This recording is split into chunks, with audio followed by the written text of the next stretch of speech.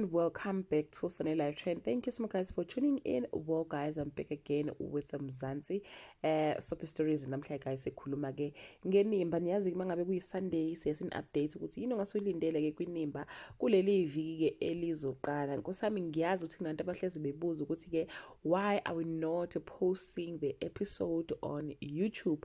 Guys, it's not allowed. If you dare put the episode on YouTube, they block your channel, they remove your channel. So I know what you guys want to, they wish we can put my episode, but it's not possible because of those reasons.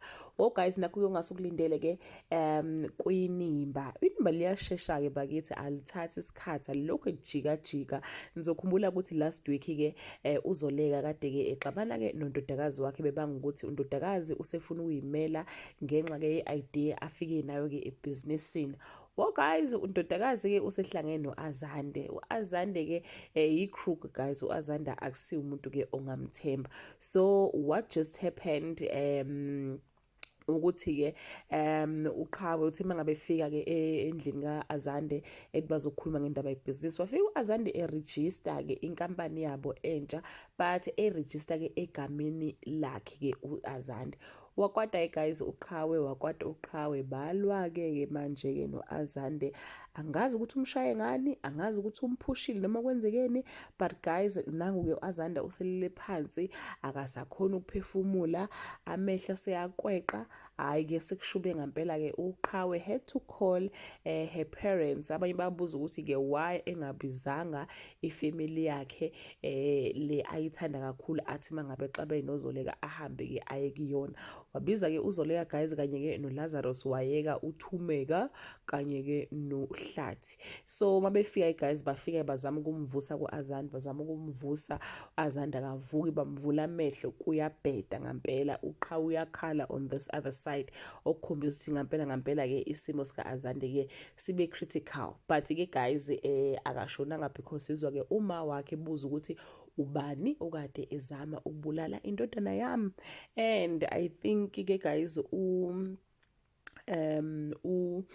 the husband kazoleka uSigqibo uzovela athi uyena. I don't know, but guys I think he would just say mina bekade ngithi siyakhuluma waphusheka ngephutha wayo waphansi. So yeah guys, that how a relationship kazoleka kanye neqhawe will be restored. Asazi ukuthi future kaAzande lapha na kuyikhusela izohamba kanjani. Okunye ufamily kaZondo ifuna ke icala lika ndodana wabo kaLwandle liphinde liqulwe futhi njengoba ke uLwandle engazi ukuthi uyahlukumezeka ke ejele. It's them versus ifamily ke kaHlathi, ngoba phela kaHlathi abafuni ukuthi ke uLwandle aphume ngoba wabulala ke indodana yabo. So asazi guys ukuthi ke kuzokwenzeka, but whatever happens guys, angifisi ukuthi relationship kaThumeka kanye ke noHlathi iphinde ke iphazamiseke. Angisakufisi ke lokho ba ke they've been through a lot. So yeah guys, that brings us to the end of this video. Do comment below and share your opinion. Bye.